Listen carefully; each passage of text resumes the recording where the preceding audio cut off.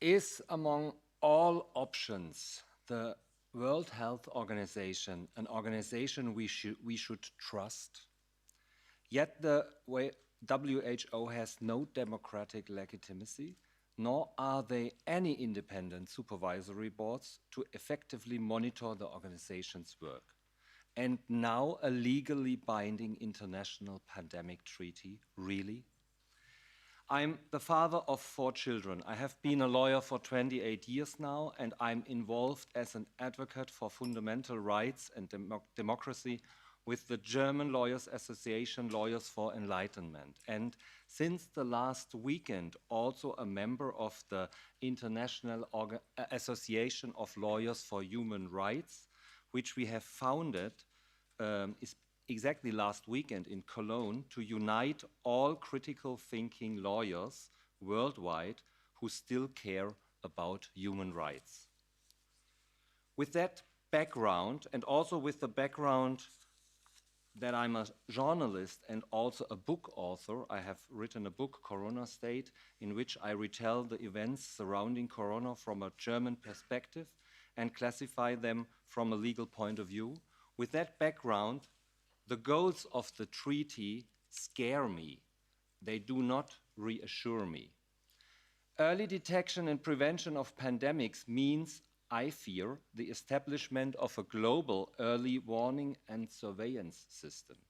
Establishing and strengthening the WHO as the coordinating authority for global health issues probably has the practical effect of disempowering national and local health authorities, and this fundamentally contradicts the principle of subsidiarity.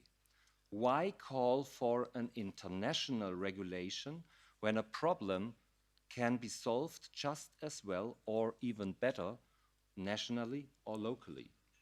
Strengthening of international cooperation in areas such as surveillance, warnings and response probably means the establishment of a global surveillance system of citizens by the states, enforced by the WHO.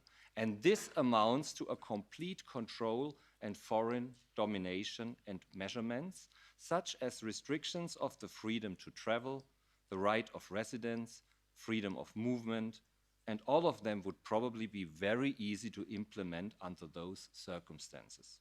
In my opinion, the worldwide fight against false information would ultimately mean nothing other than the introduction of censorship at the discretion of the World Health Organization. All 4 goals would lead to a global surveillance and paternalism system of the World Health Organization. In the past corona pandemic, for example, the WHO showed through a global failure that it was at no time able to assess the situation correctly. The transfer of power to an anonymous, non-democratically legitimized organization with mafia-like structures, which is supplied from dubious sources of money and is close to the pharmaceutical lobby, to put it mildly, and which in future is to determine uncontrollably when a pandemic has broken out, when it is over, and how people worldwide are then to behave, is to be decisively rejected. The whole thing is made even more dramatic by the fact that governments, like the German government, are now linking the pandemic treaty issue with the second issue, climate change.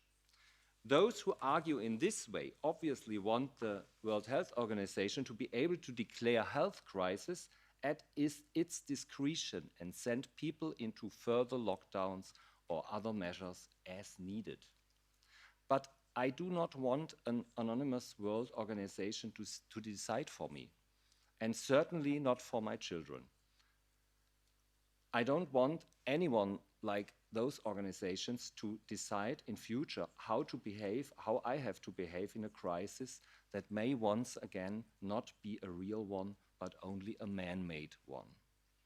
Jurists like me reject ideologies and totalitarian movements with a claim to absoluteness. I reject that I reject that an abstract construct of a public health is declared the global goal for all, whereas personal health has to take a backseat.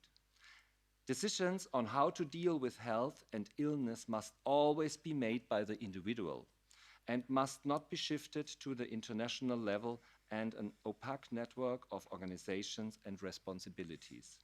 I reject the idea that in the future not only actual diseases but a mix of data analysis, computer models, artificial intelligence, and test results should justify risk assessment at the discretion of the World Health Organization.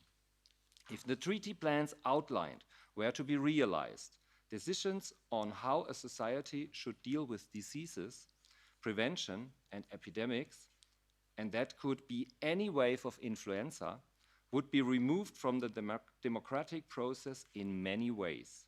The leverage of an impending public climate or public health emergency can be used without any barrier to monitor and control populations. According to this logic, the monitoring must take place permanently, because otherwise, according to this logic, it is not possible to recognize at an early stage when a state of emergency is imminent.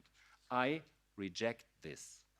I also reject the fact that every person is considered a potential danger as long as she or he has not proven his harmlessness. None of this describes the world I want to live in. It's not the picture of a world I want to pass on to my children. Therefore, it's a clear no to a totalitarian world government engineered by WHO.